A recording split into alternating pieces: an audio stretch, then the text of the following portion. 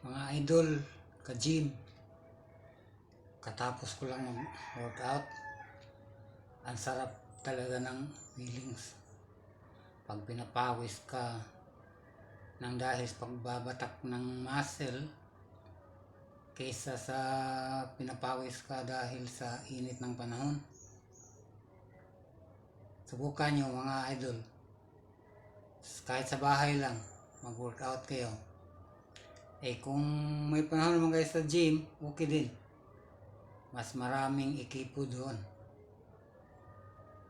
At ano pa, refreshing pa pag sa gym. Kaysa sa bahay, ikaw lang mag-isa.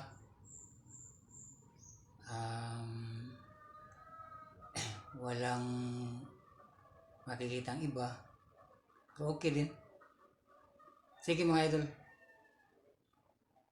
subukan nyo. Bye-bye. Thanks pa nanonood ng workout vlog ko. Like and follow.